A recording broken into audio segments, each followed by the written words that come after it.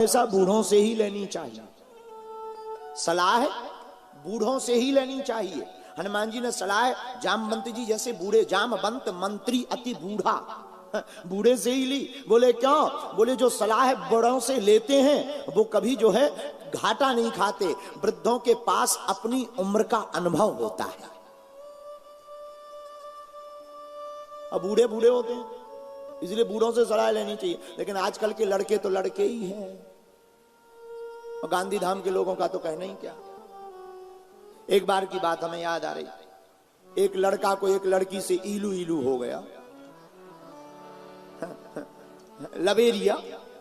एक होता है मलेरिया, मलेरिया हो जाए तो कोई टेंशन नहीं भाई, इंजेक्शन लगवा लो ठीक हो जाओगे।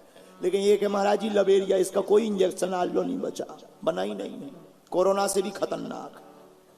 तो गांधी धाम का एक व्यक्ति जिसका नाम चंगीला, उसको लवेरिया हो गया। लवेरिया हुआ तो जैसे ही लवेरिया हुआ तो पत्नी जो होने वाली थी उससे कहा कि अपने बाप से बात करो, शादी हो जाए। उसने कहा हमारा बाप खतरनाक। बोले हम बात करते हैं। लड़का गया, हमें आपकी बेटी से प्यार है, शादी करनी है। बाप ने कहा ठीक है कर लो शादी। बाप मूडी था। बोले लेकिन शर्त एक है। बोले क्या? बोले बारात में एक भी बूढ़ा आदमी नहीं आएगा। बारात में शादी तय है लेकिन बारात में एक भी बूढ़ा आदमी नहीं आएगा। लड़का को तो लबेरिया सिर चढ़ के बोल रहा था। अपने बाप से बोला तुम भी बूढ़े, फूफा जी से बोले तुम भी बूढ़े, क्या करोगे? अब ऐसे भी बूढ़ों का काम ही क्या है, नागिन डांस तो जवान करते हैं, बूढ़े तो सिर्फ मुंह फुलाने के काम आते हैं। फूफा तो नाराज ही घूमता रहता पूरी शादी में। मौसा जी की पूछो ही मत, उनको फोटो को खींचने के लिए कोई पूछता ही नहीं। तो बूढ़े, लड़का बोला पिताजी क्षमा करो हमारी शादी हो जाने दो, फिर बाद में सब मिल लेना, इसलिए कोई नहीं जाएगा। लेकिन लड़के का नाना नाराज हो गया। लड़के का नाना बोला शादी हो या ना हो बारात में तो मैं जाऊंगा। अब कहा ये बड़ी आफत है, और जिसका नाम ही है नाना, जिसे कहते ही है नाना, वो नाना बोला हम तो जाएंगे, नाना हम तो जाएंगे, नाना हम तो जाएंगे। अब लड़कों ने कहा ये तो बड़ी आफत है, क्या करें? एक लड़का बोला कोई दिक्कत नहीं नाना, कोई टेंशन नहीं, एक आदमी को तो संभाल लेंगे। बोले क्या? बोले एक काम करो, इन्हें सामान में फिट कर दो, जब भामर हो जाएगी तब निकालेंगे। नाना की भी जिद पूरी। और सुनो गाड़ी का लॉक लगा देंगे, पानी वहीं रख देंगे, पीते रहो बैठे रहो। नहीं मान रहे। नाना बोला रख दो। नाना को रख दिया, ऊपर से पोटली रख दी, कपड़ा रख दिए, फलों की टोकरी रख दी, पानी बोतल भीतर रख दी, पीते रहना मर जाओगे। नाना बैठ गया।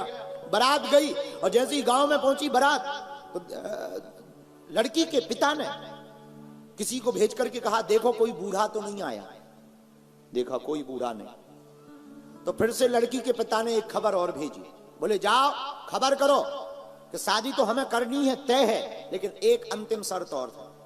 इस गांव के बाहर में जो नदी बह रही है, उस नदी में अगर शुद्ध दूध की धार बहा दी जाए तो शादी होगी। लड़के बोले अब ले हो गई शादी। अब नदी में शुद्ध दूध की धार कौन बहावे भाई, मिलावटी हो तो चल जाए, शुद्ध दूध की धार। लड़के बोले वापस चलो, भाड़ में गया, अब नहीं होनी है, शर्त पूरी हो ही नहीं सकती।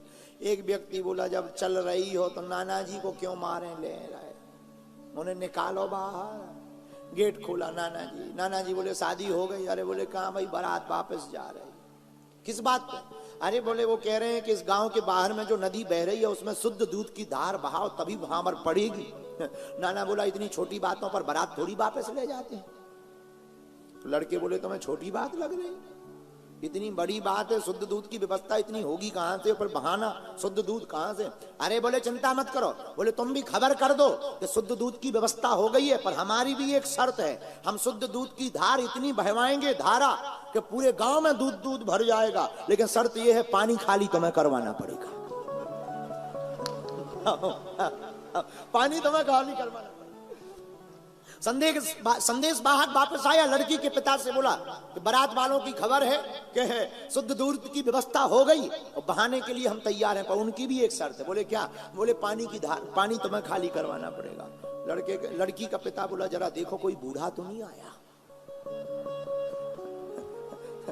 कोई बूढ़ा तो नहीं आया। ये बूढ़ों की समझदारी होती है। इसलिए मेरे पागलो याद रखना, जीवन में कोई भी फैसला लेना तो बड़ों से ही लेना चाहिए। जो ना माने बड़ों की सीख लें, खपड़िया मांगे ठीक। इसलिए हनुमान जी महाराज